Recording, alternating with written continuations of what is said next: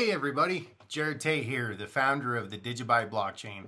And today I'd like to welcome you to part 3 of my 3-part video series on the upcoming DigiByte version 8.22 release.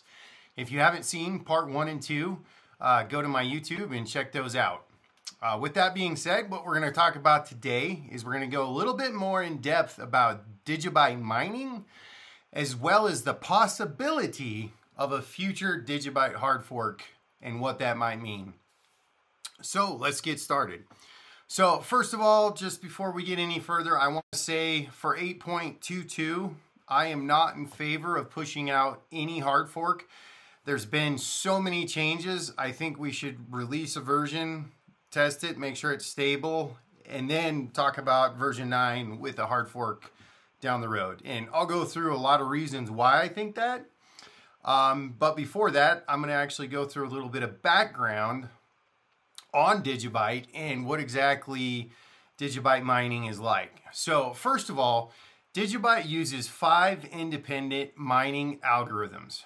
And the original idea for this, when we first switched to this in 2014 from a single mining algorithm, is we didn't want DigiByte mining to be heavily centralized in the hands of a few pools or just one super miner because of what we saw that was happening with Bitcoin ASIC miners. So this has been a problem that goes back all the way to the inception of even Bitcoin and DigiByte as well. So currently these 5 different DigiByte mining algorithms include Scheme, UdoCrypt, SHA-256, Script, and Qubit. Now, when DigiByte originally launched, it actually only had one mining algorithm, and that was Script. Well, at that period of time, there were these large conglomerates of Script miners that were jumping from one Script coin to another coin. So they'd go to Litecoin, then Dogecoin, and then DigiByte, and a few others, and they would jump back and forth, and they would just wreak havoc. And that's actually the origination and where some of our innovations like DigiShield and real-time difficulty adjustment came from. And that's something I've talked about in the past, and I'll do another video on at some point.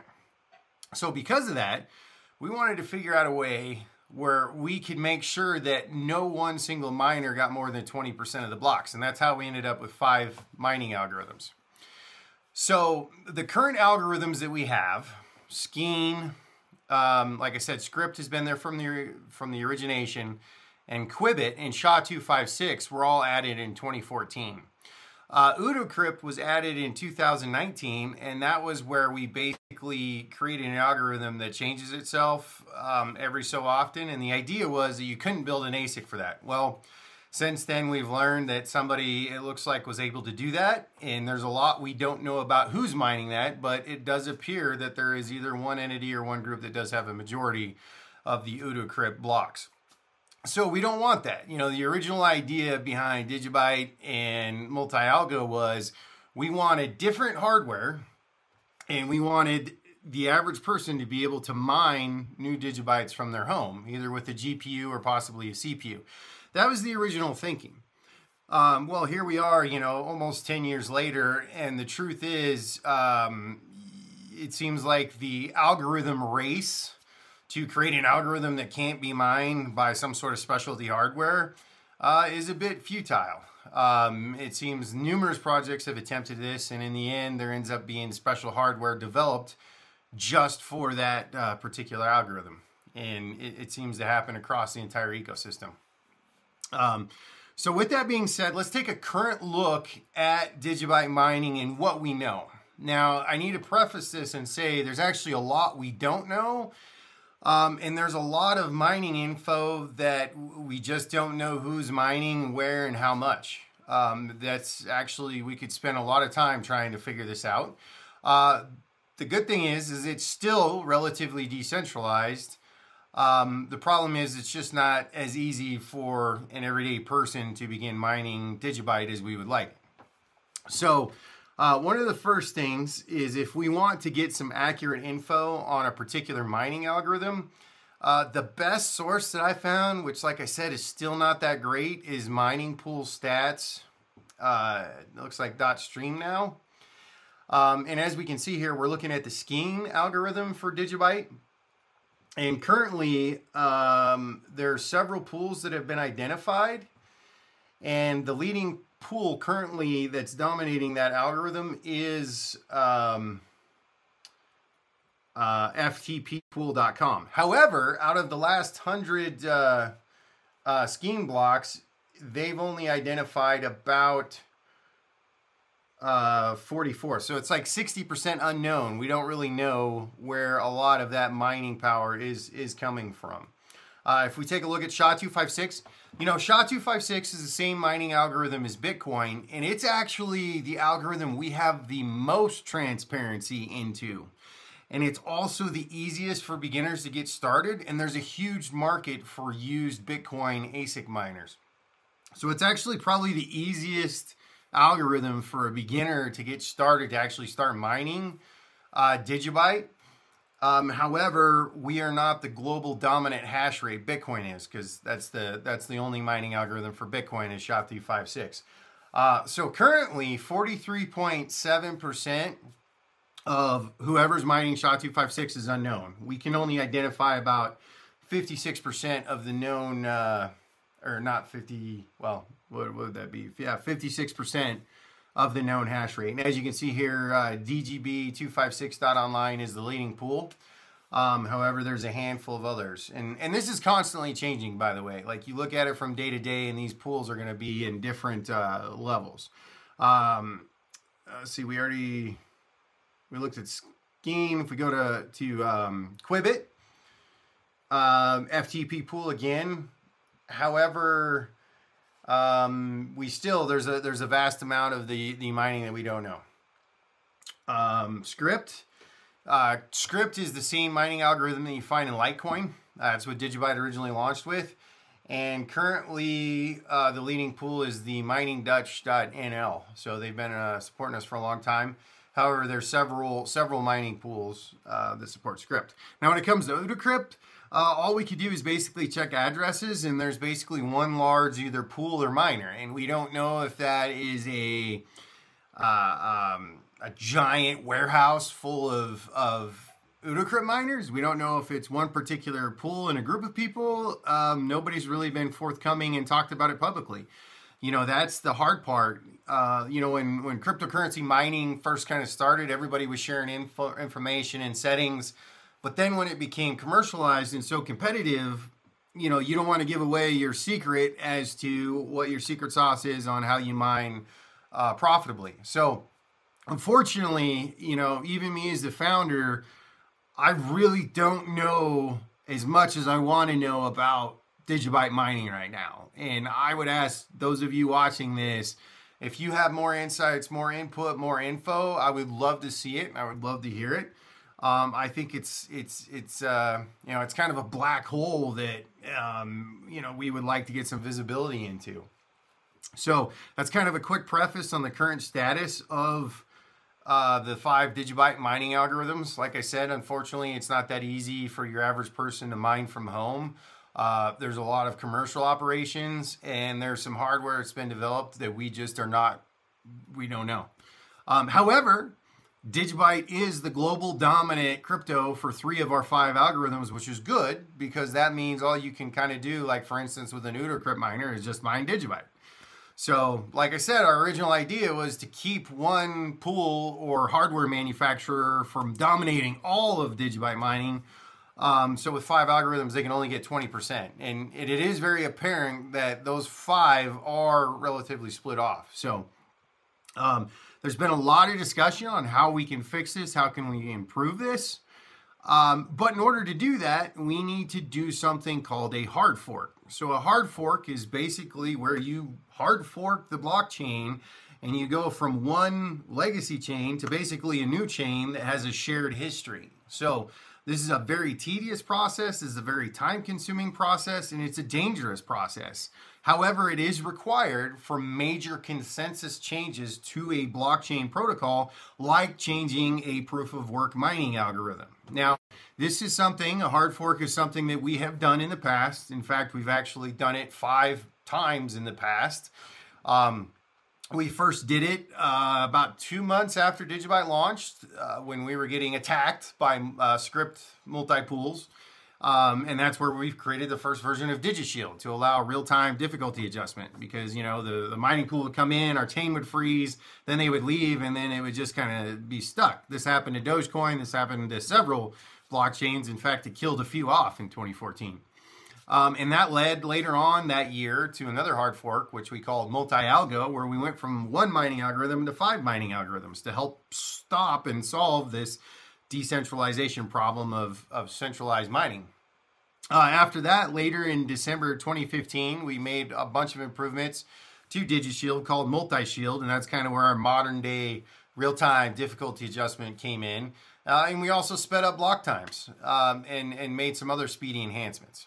And about 2 years later, we did the DigiSync hard fork, where we were one of the first major altcoins to actually activate SegWit. We did this to help demonstrate that technology for Bitcoin, and that allowed for further enhancements, including what will be an 8.22 taproot and Schnorr signatures, which I talked about in my previous video. And then, because there had been such a mass amount of development with new ASICs, we got rid of an old algorithm and we swapped that for UdoCrypt. Well, here we are from 2019 to 2023, and we did UdoCrypt in 2019. Well, here we are 3 years later, and we have the same problem again. So over the last almost 10 years, we've made multiple attempts to swap algorithms, and we kind of end up back at the same place, where somebody develops new hardware in secret and then doesn't share the information or the resources with the rest of us. So this adds a lot of complexity into how do we really keep mining DigiByte decentralized. So there's been some recommendations and proposals in the community and ideas on how we fix this. And for the record, I am absolutely not opposed to adding new, more decentralized mining algorithms to DigiByte and changing it. I would love for the average person to be able to fire up their desktop gaming computer with a GPU and mine DigiByte. To me, that is a home run, and I mean, that's how I started mining Bitcoin. And it really helps decentralize the network, gets people excited, and gets more people involved. However, that's a little hard, easier said than done. So most current mining algorithms are some derivative or combination of different algorithms that have been developed by the National Institute of Standards and Technology. So NIST, they're the ones that are defining, how top secret information is encrypted in handling and how nuclear launch codes are encrypted and all that good stuff, right? Well, the algorithms behind all that crypto technology, most of that funding and development has been done at research institutions in the West, where groups of mathematicians really crunch some numbers and come up with these mathematical algorithms. Well, pretty much all crypto mining algorithms are some form or combination of those different algorithms that were originally developed and funded for NIST, right? So they kind of all have that same common background. However, one of those requirements that NIST has put out, with whether it's SHA-256 or KEKIC or Skeen or all these algorithms, one of their requirements was that the algorithm allow for the easy development of an ASIC chip. So an ASIC chip is a computer chip where all it does is process that one algorithm over and over and over again. So for like SHA-256, SHA-256, an ASIC chip for SHA-256, the only thing it can do is crunch that SHA-256 hash over and over and over and over again. For any other computing function, it's worthless. So, if you tried to put it in your computer, it wouldn't do anything. It's outside of mining crypto, Bitcoin, DigiByte, you might as well use it as a doorstop or a paperweight. So because the design requirements for these cryptographic algorithms require the necessity that it be easy to make an ASIC, that's why pretty much every crypto algorithm that has been attempted, there's been a creation of ASICs for. And it turns into an arms race where miners are competing to release the next hardware. And it's got to the point where the last few years, it's no longer just companies and individuals, it's actual nation states, it's governments. I'm not going to go into a lot of detail. I could spend a whole hour talking about this, but you can pretty much imagine every major government on the planet has funded hardware development in an arms race to basically be dominant miners of leading cryptocurrencies, and DigiByte's no different.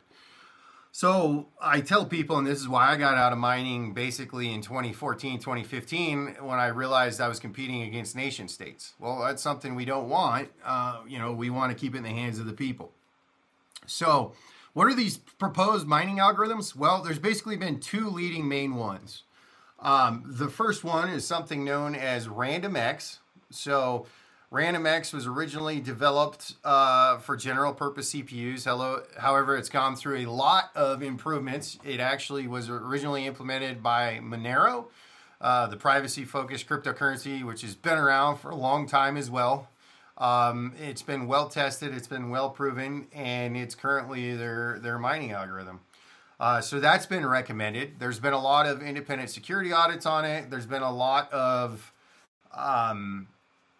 mining, obviously, that's been done with it. I'm not a super expert on it. This would be something I'd love to get input from the community if you're still actively mining on that algorithm, or if you know anybody who is. So that's been recommended, that's been proposed, and that's something we can look into. The other leading contender that we could swap an algorithm out for is something called ProgPow. Well, this is an algorithm that was originally developed for Ethereum. It's considered ASIC resistance. One of the optimizations that are attempted to be done in order to prevent ASICs is to basically focus on really memory intensive functions in the algorithm. And that's kind of one of the design ideas behind ProgPow. And effectively what they were trying to do is make it to where it was GPU friendly. So your gaming graphics card is what you'd use to mine it. That was never implemented in Ethereum. As you know, they're making the move to proof of stake. However, it has been implemented in Ravencoin, which is an innovative, UTXO blockchain that's done a lot and has kind of proven that it does work. I'm not incredibly up to speed with the latest, Ravencoin mining statistics. It does appear to be working. The basis for ProgPow involves changes in the Kekek algorithm, which once again, it was a NIST-funded algorithm, and there's been some other technical improvements to it. So those two are the leading, contenders for a possible future mining algorithm swap. So I cannot sit here and tell you that ASICs have not already or cannot be developed for these two algorithms. If you've heard about them being developed for ProgPow RandomX, let me know. I would bet that either they have or they will be at some point in the future if the economic incentive is good enough. So, but if you know more about it, please correct me and help educate me on this. So if we were going to swap out an algorithm, what would we replace? Would we switch out SHA-256, where we have actually the most transparency and insight? That's the easiest for beginners to get started because of the used environment for Bitcoin miners. However, on the flip side of that, if all the Bitcoin miners decided to convolute and attack us, they could attempt to 51% attack DigiByte. However, that would be very difficult, but I'm not going to say it's impossible because anything is possible with the right amount of incentive. However, I don't think realistically that would happen. Script. Which is dominated globally by Litecoin. So we swap out Script, but once again, we have a little bit more insight and there's more developed infrastructure for that algorithm. How about Quibbit? Well, Quibbit and Skeen both have ASICs, so they're likely contenders. The other one is Udocrypt. Like I said, it's only developed and used by us. However, it's a black hole and it appears that there's one either group or conglomerate that's dominating. So, out of the three of those, it looks like possibly Udocrypt and, maybe Skeen and Quibbit would be the most likely ones that, could be replaced. So, I don't have a hard answer on that. And my, explanation to the community on these is I don't think it should be, a hunch or anything like that. If we make any changes, it needs to be data-driven, well-researched, and well thought through. And that's something that just has not happened yet. And the danger of just moving kind of willy-nilly through something is it's going to waste a lot of our time and resources and introduce a lot of potential risks. And that brings me to what are the risks of a hard fork? Well, the first and primary thing is here, let me go back to,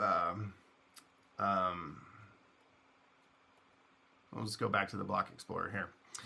The risk of a hard fork. Well, first of all, a 51% attack. I can tell you every time in the past when DigiByte has conducted a hard fork, we have been attacked relentlessly at the point of the fork. And you can see this with the spikes in hash rate. You can see this with the attempts to basically create competing chains. And when you do hard fork, there are two competing chains. So you have to make sure that everybody's upgraded and is on the same page. And here's the thing. Every time we have done a hard fork in the past, we have phantom nodes that are still running that are competing. And in fact, even like a year or two ago, I was still seeing nodes on some phantom servers that were basically version 1 of DigiByte launched in the first few months of 2014. You know, people spin up a VPN, they forget about it, and it just keeps going in perpetuity, like a phantom node. I mean, that does happen. So that, you know, that is a risk. You have to make sure that those older nodes are ignored, right? Because you don't want people sending transactions and the whole thing getting goofed up. So you have competing chains. There's a possibility with the hard fork that, you know, a community split. You know, we've seen this happen with Bitcoin and Bitcoin Cash, Ethereum and Ethereum Classic. You know, it seems like no matter what you do, you can't make everybody happy. The next biggest thing is when you do make a hard fork, you can't just, it's not like an app you download on the phone, you know, like you know, Facebook or Twitter, where they can just push out a quick update to make a fix. That's not how fixing a blockchain works. If you have a major consensus bug, it takes months to roll out a fix. So you have to make darn sure before you put it out that everything's working.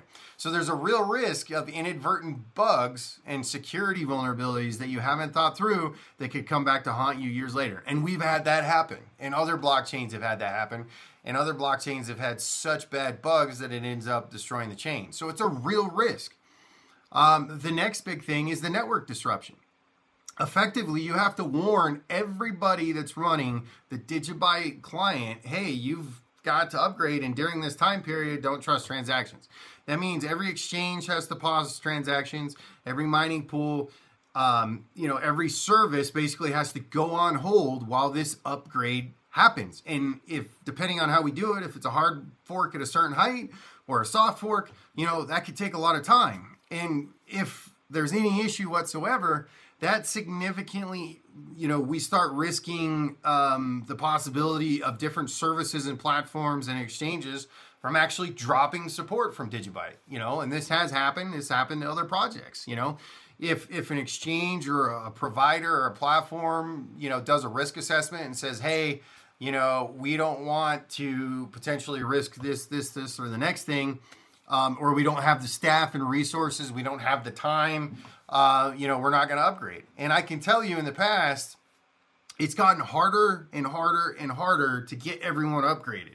And now there are more platforms, more mining pools, more service providers, more automation than ever before. And, you know, in 2017, even before the first big crypto run up, it still took us almost 4 months to get all the mining pools and platforms and exchanges, you know, and that was 6 years ago. I mean, the ecosystem is 100 times bigger now. So it would take even longer. I mean, it might take at least 6 months just to get everybody to upgrade ahead of a hard fork. So it's a very tedious, difficult process. And it's very time consuming, you know, for everybody. So, you know, all these risks, all these issues is kind of why I'm like, hey, we've made a tremendous amount of changes in 8.22 already. Let's get a version out with just those before we even talk about and prepare for rolling out a hard fork. It's just, there's so much complexity. So, and then the final possibility is if we are to fork to a new mining algorithm, by the time we announce we've started working on it, we do open source development work on it, we test it, and then roll it out. I mean, you're talking, you know, probably at least a year's worth of time, you know, the quickest, maybe 6 months from start to finish before the point of rolling it out. That's a lot of time for a group or a private entity with engineers to create an ASIC that's ready to go by the time the hard fork happens. And that appears to be what happened with Udacrypt. You know, we spent all this time, and obviously it's a blockchain that's open source, so we have to communicate with people publicly what's happening. So the real risk is by the time we even get to the hard fork point, there's already an ASIC there ready to go that's going to dominate it from day one. So, you know, that's really the issue with swapping out mining algorithms, you know, and you know, as time goes forward, I think there's better ways to solve the issue that we're trying to solve. And what really is that issue? Well, that issue is adoption. Well, how do we solve adoption? We provide real world use cases and applications and products that incentivize people to use the DigiByte blockchain. And if we do that, these other issues go away because there's more economic incentives for more miners and more groups to figure out and come out and figure out how to mine and what to mine. So, you know, for me personally, that's kind of what I want to spend this year focused on, you know, after 8.22 is how can we build real world products and use cases that get people using and building on top of the DigiByte blockchain. So, you know, just kind of a quick review of the steps to carry out a hard fork. Well, the first thing you have to do is you have to create the initial test prototype code, right? The initial development time. And this, at the bare minimum, we're talking 3 to 6 months, right?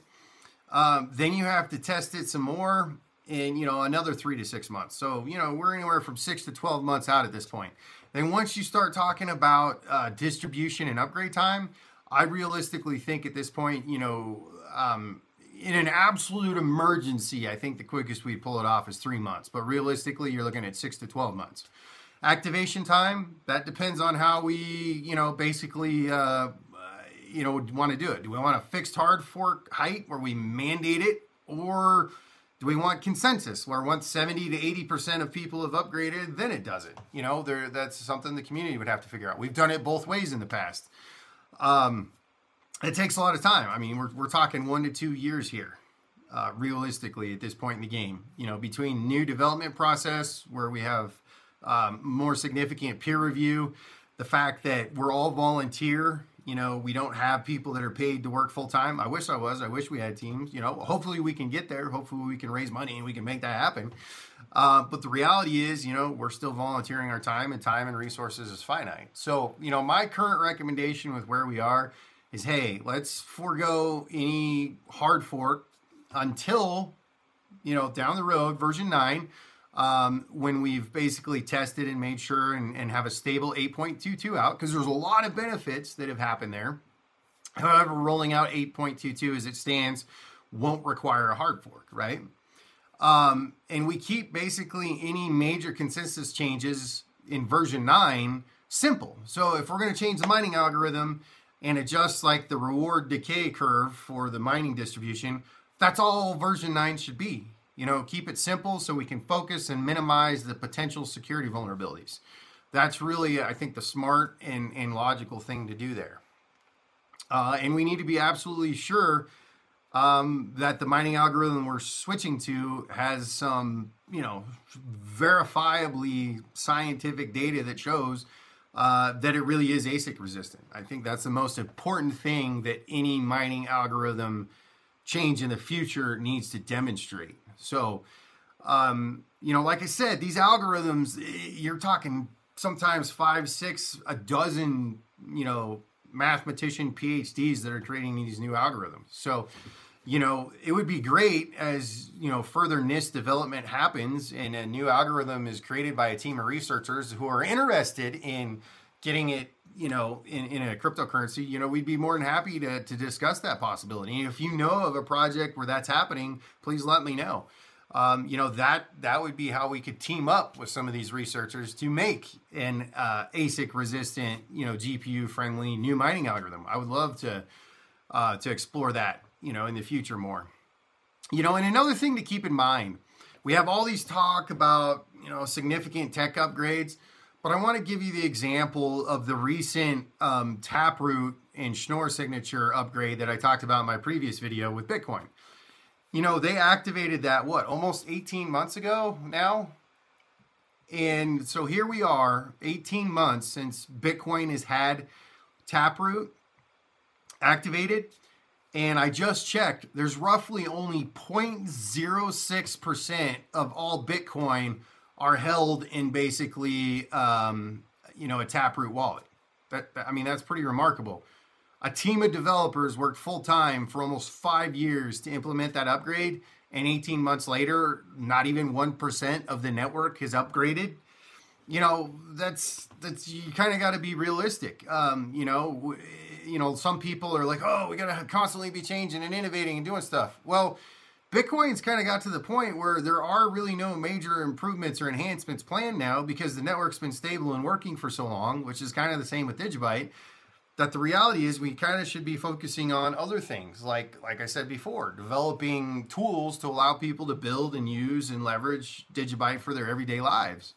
Because I can tell you, like, even in the last hard fork we did, we were explaining to exchanges some of the new tech that we pulled in from Bitcoin that had been in the wild, since 2015 for Bitcoin, and these exchanges hadn't even upgraded it for their Bitcoin wallets. And we had to explain to them the RPC command changes that were being made in DigiByte, and that tech had been out there for 3 or 4 years. The reality is a lot of these existing services and big major exchanges, a lot of these, enhancements, they'd have to completely rewrite their software from the ground up. In their business model, they're just not going to do that.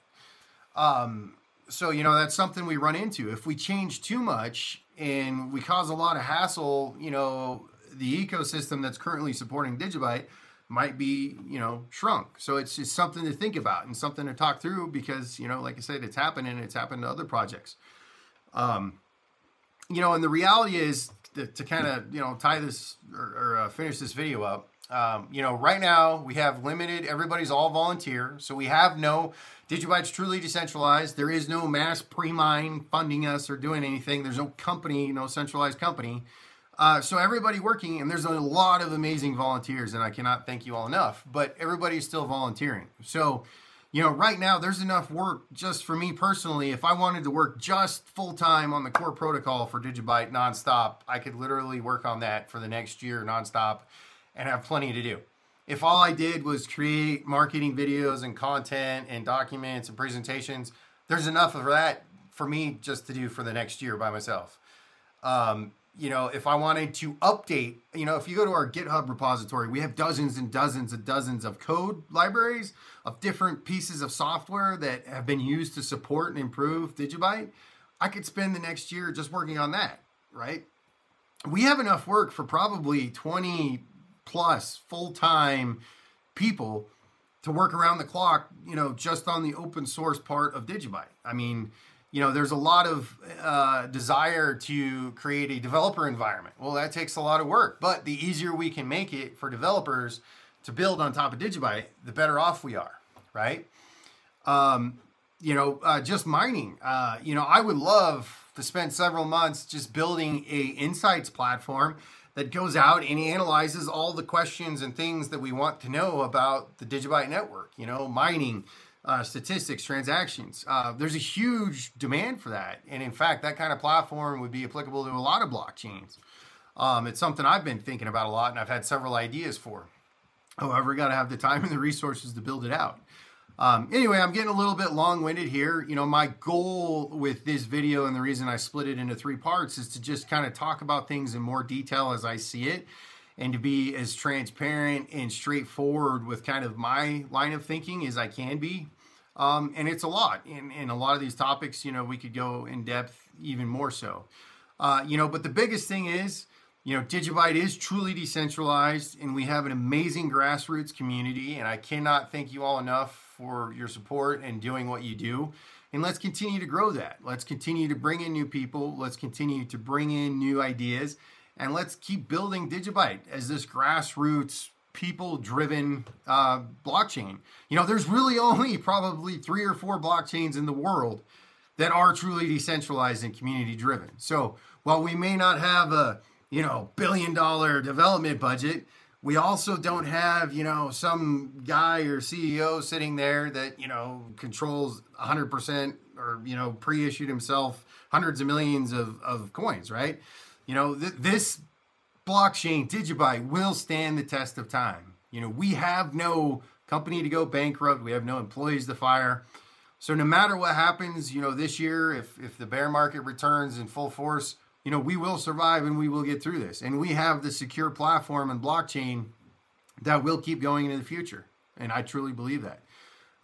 Here we are. It's been almost 3 years since we made any changes, and the blockchain's working just fine. And it's secure and it's decentralized. So with that, thanks again. Please subscribe to this channel if you haven't. I'm actually about to release my new video blog and podcast. I'm excited for that. I'm going to talk all things blockchain and technology. There's more cool new technology coming out than just blockchain, but the way blockchain is combined with some of this cool new technology like AI, there's some really cool stuff that can be done. And I think that's going to shape, part of the future of where DigiByte goes and how it's going. So with that being said, thank you very much. And like I said, stay tuned for my new video blog and podcast, and stay tuned for more DigiByte videos. So cheers.